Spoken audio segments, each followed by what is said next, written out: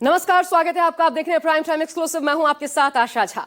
Operation सिंदूर का असर पाकिस्तान पर कितने भीषण रूप में पड़ा, आज आपको जानना चाहिए। पाकिस्तान में सरकार और सेना की बौखलाहट तो जगजाहिर है, लेकिन पाकिस्तान में छिपे बैठे आतंकियों में गजब का डर है।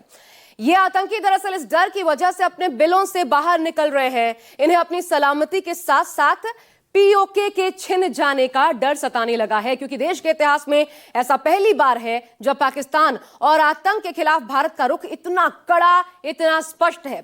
जब देश का नेतृत्व खुलकर पाकिस्तान का बाकायदा नाम लेकर उसे सबक सिखाने की बात कर रहा है। इधर देश के सेना प्रमुख जनरल उपेंद्र द्विवेदी से गुरु दक्षिणा में किसी ने पीओके की मांग कर डाली है। कौन है वो, बताएंगे ये भी।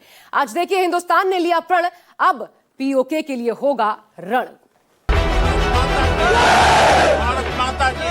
पाकिस्तान की सेना आतंकियों का सहारा लेती है। ऑपरेशन सिंदूर अभी खत्म नहीं हुआ है। वह दिन दूर नहीं जब हमारा ही अंग पीओके स्वयं लौटकर कहेगा, मैं भारत हूं, भारत ही हूं, मैं वापस आऊंगा। और वापस आया हूं। भारतीय सेना के शौर्य और प्रधानमंत्री नरेंद्र मोदी के हुंकार से पाकिस्तान डरा और सहमा हुआ नजर आ रहा है। आतंकी ठिकानों को निशाना बनाने के बाद अब बिल में छुपे पाकिस्तानी आतंकी भी बाहर आ रहे हैं। ऐसा ही कुछ लाहौर से 50 किलोमीटर दूर कसूर में हुआ है, जहां आतंकियों का पूरा जमघट ही नजर आया। कसूर में हुए एक जलसे में संयुक्त राष्ट्र की वांटेड लिस्ट में शामिल कई आतंकी भी इकट्ठा हुए।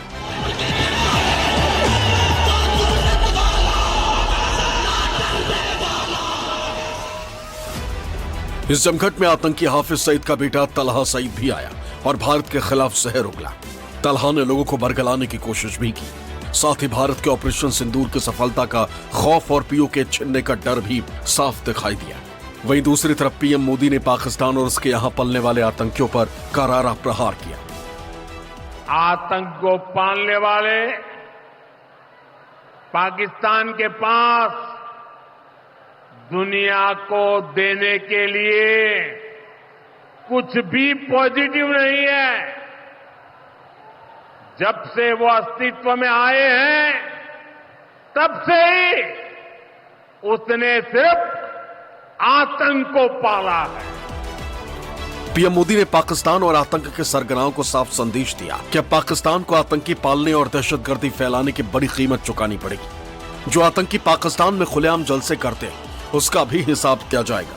और इस पूरे जलसे के जरिए आतंकियों ने अपने ऊपर आई तबाही को तो कबूला, लेकिन यह भी दिखाने का प्रयास किया कि उन्हें कोई नुकसान नहीं हुआ।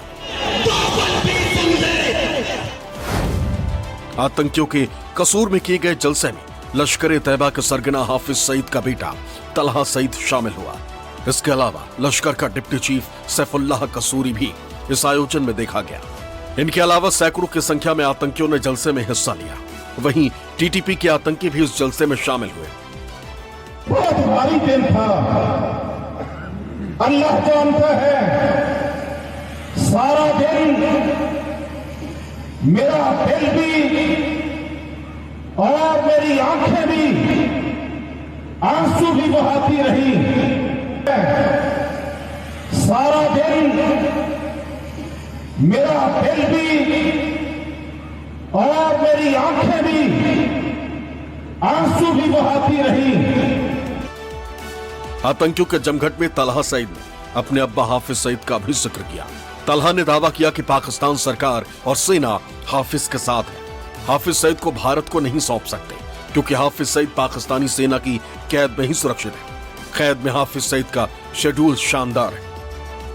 कसूर में जो आतंकवादियों का जमावड़ा हुआ है, वहां पर हाफिज सईद का बेटा तलहा सईद खुले रूप में यह कह रहा है कि कैसे हाफिज सईद को पाकिस्तानी सेना और आईएसआई के सुरक्षित घेरे में रखा गया है। तो ये जिहादियों को दिमाग तो होता नहीं है, उनको पता नहीं है कि भारत जो डॉसियर तैयार कर रहा है, अब और भी पुख्ता सबूत हमारे पास होंगे विश्व को दिखलाने के लिए कि देखिए किस तरह से पाकिस्तानी हुक्मरान हाफिज सईद को, एक मोस्ट वांटेड ग्लोबल टेररिस्ट को बचा करके रखा हुआ है इन्होंने। आतंकियों के इस जमघट से इतना तो साफ हो गया कि पाकिस्तान में आतंकियों की खातिरदारी कैसे होती। ये मोस्ट वांटेड आतंकी हाफिज सईद का बेटा खुद बता रहा, कैमरे के सामने कबूल कर रहा कि यूएन के मोस्ट वांटेड आतंकी को पाकिस्तानी सरकार और सेना फुल प्रोटेक्शन दे रही, दिखावे के लिए कैद में रखा गया। सोचिए, सिवाय पाकिस्तान के दुनिया में कोई दूसरा मुल्क होगा जहां आतंकियों की इतनी खातिरदारी होती हो। पहलगाम में हुए आतंकी हमले का मास्टरमाइंड लश्कर तैयबा कमांडर सैफुल्लाह कसूरी भी सामने आया है। इस रैली में उसने भारत के खिलाफ जहर उगला। कसूरी ने पाकिस्तान के सियासी नेताओं और अन्य आतंकियों के साथ मंच साझा किया। ये रैली पाकिस्तान मरकजी मुस्लिम लीग यानी PMML ने आयोजित की थी, जिसके पाकिस्तान में कई दिन पहले पोस्टर लगाए गए थे।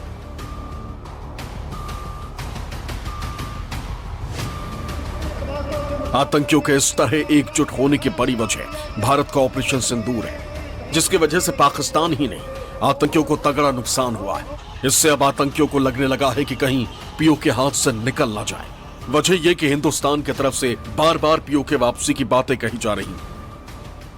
भारत हमेशा ही दिलों को जोड़ने की बात करता है और हमें विश्वास है कि प्रेम, एकता और सत्य के मार्ग पर चलकर वह दिन दूर नहीं जब हमारा ही अंग पीओ के स्वयं लौटकर कहेगा, मैं भारत हूं, भारत ही हूं, मैं वापस आऊंगा। और वापस आया हूं, मैं भारत ही हूं, मैं वापस आया हूं, यह पीओके कहेगा, ऐसा मेरा पक्का विश्वास है। पीओके की भारत से एकजुटता इस देश की सांस्कृतिक, सामाजिक और आर्थिक समृद्धि पर निर्भर करती है। The character of war is changing. Every day we're finding new technologies coming in. Technology is coming in a big way in our warfare now. And Op Sindoor has again given us clear idea of where we are headed and what we need in future. So a lot of work needs to be done in realigning our own thought processes also.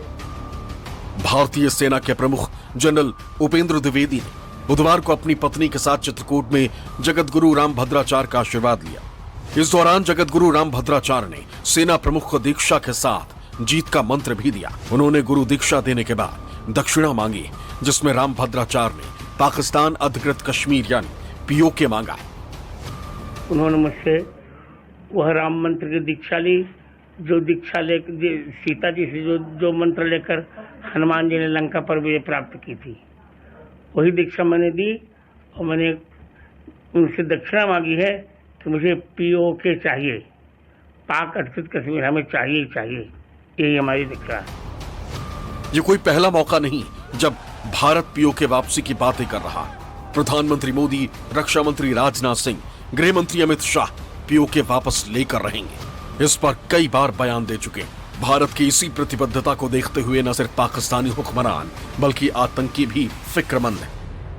Prayagraj की पवित्र धरती पर मैं कहकर जाता हूं, ये पाक ऑक्यूपाई कश्मीर हमारा है, हमारा रहेगा और हम इसको लेकर रहेंगे।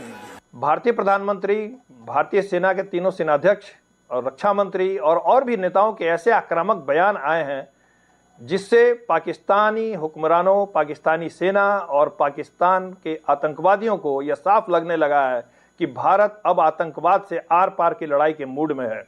तो उनकी बेचैनी अब साफ नजर आ रही है। वहां जितने भी तरह के वीडियो वहां से आ रहे हैं और जिस तरह के वक्तव्य दिए जा रहे हैं, उसमें उनकी बेचैनी झलक रही है। वो तो अब पीओके को बचा पाएंगे कि नहीं, अपने अस्तित्व को बचाने की भी उनकी चिंता है, क्योंकि उनको पता है कि भारत उनको मॉनिटर कर रहा है और जहां भी वो रहेंगे वो शांति से और सुकून से नहीं रह पाएंगे। अब इसमें कोई शक नहीं कि पीओके हमारा है, था और रहेगा, जिसकी जमीन को पाकिस्तान आतंकवाद के लिए इस्तेमाल कर रहा है। लेकिन अब जिस तरह की परिस्थितियां बन रही उससे साफ है कि वो दिन दूर नहीं जब पाकिस्तान के कब्जे वाला कश्मीर भी भारत का हिस्सा होगा। दिल्ली से संजीव त्रिवेदी के साथ ब्यूरो रिपोर्ट, न्यूज़ 24। तो दरअसल भारत ने पीओके को लेकर अपनी प्रतिबद्धता बार बार दोहराई है और एक बार फिर दिखाई है, क्योंकि पाकिस्तान के कब्जे वाला कश्मीर भारत का अभिन्न अंग है, जिसकी जमीन पर कब्जा करके पाकिस्तान आतंकी गतिविधियों को अंजाम देता है। ऐसे में पीओके भारत के लिए वापस लेना जरूरी हो जाता है। इसके पीछे दरअसल एक नहीं बल्कि अगर आप तलाशें तो कई वजह है। मसलन देखिए क्यों जरूरी है पीओके की वापसी। पीओके भारत का हमेशा से अभिन्न अंग रहा है। इसी महीने विदेश मंत्री एस जयशंकर ने यह भी कहा था कि आजादी के बाद से इस मामले में बहुत दयनीय स्थिति रही, क्योंकि पिछली सरकारों ने उस इलाके को पाकिस्तान के कब्जे से मुक्त करवाने की कोशिश नहीं की। लेकिन इस कमजोरी का दुश्मन ने कैसे इस्तेमाल किया वो समझिए।